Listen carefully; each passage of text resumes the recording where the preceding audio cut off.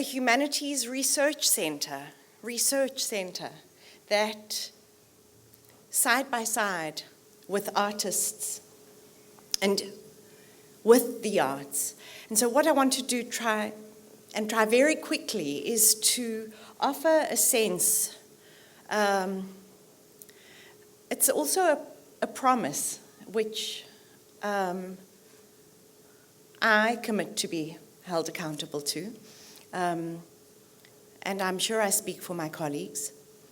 And that is a promise to be true to a set of concepts and ideas that I'd like to put on the table. And that it is a conceptual, you talk about language, this is a different language.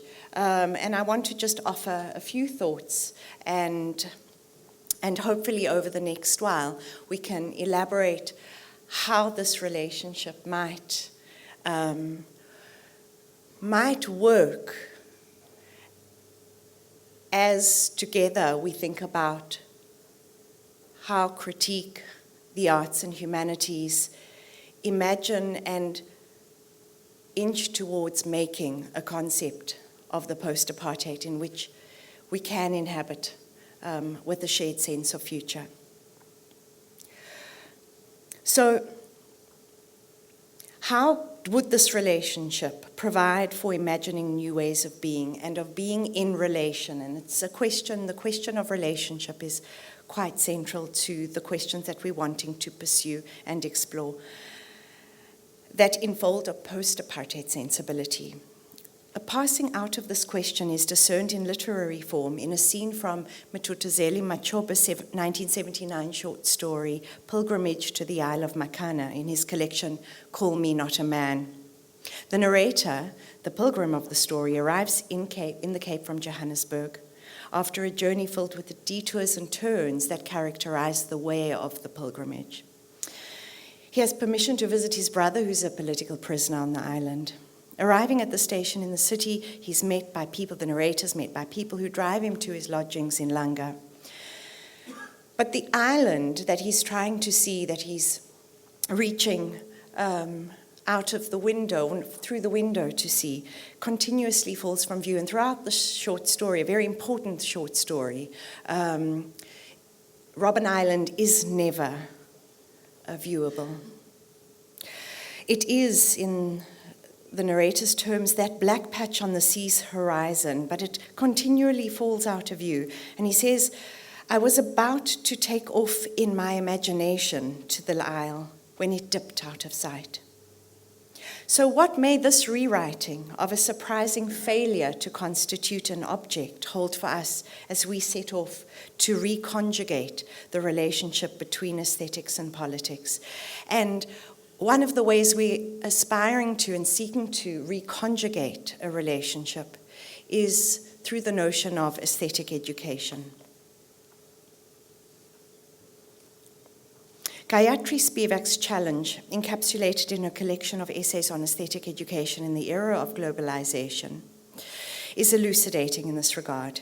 It seeks to abuse the concept of aesthetics, of its Enlightenment inheritances. It argues that fundamental to the new unfolding dramas of a world in which we're confronted by and enfolded into new forms of psychosocial, economic, technological, and political predicaments, which produce double binds that we have to learn to inhabit, that we have to learn to handle. The double bind frames the work of critique in the space between two impossible choices. And just one example being the impossibility of foregoing reason whilst deploying reason to achieve this.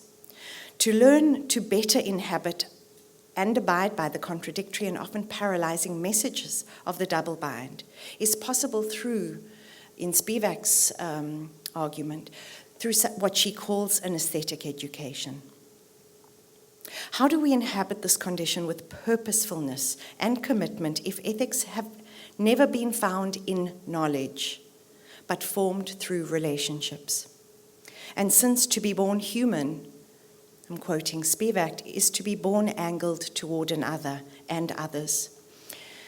And it's via what she calls the sensory equipment of the experiencing being that an aesthetic education may nurture critical thinking and a relational sensibility, a sensory attunement that's not available so easily to globalization's drive to homogenize the subject, or neoliberalism's drive to commoditize life, death, and everything in between. So if we committed to develop a new model for critical arts education in our times, the arts can neither be first and foremost construed as archival, nor sociological objects, nor even aesthetic objects, a role they all may and must also assume in the mode of the double bind. Similarly, artists are not given as ethnographic subjects. And in this journey together, in kind of traversing aesthetics and politics through a concept that we are reaching for, called aesthetic education, we seek to constitute a relational frame in which the new, in a movement between two shifting and non-total points, might be produced. The temporal disjunctures that Mongi spoke of between creating and making and research and critique, which will characterize this encounter also in such a mode of aesthetic education, will offer a site and process in motion, a work in progress, through which productive friction, uneven and disjunctive, yet utterly relational and interrelated encounter may take place. Now I was going to go into subject-object and similarity and difference, and all I want to say is that in the new author's preface of Achille Mbembe's recent reissue of On the Post-Colony, he affirms the acute aesthetic sensibility through which his own text was scored in its motifs, analytical tropes, and poeticity of register. But he also elaborates the way in which the encounter between art and thought comes alive and how these resonate with one another, building unexpected relationships between the disciplines of the imagination, an idea of worldliness, and an opening towards life.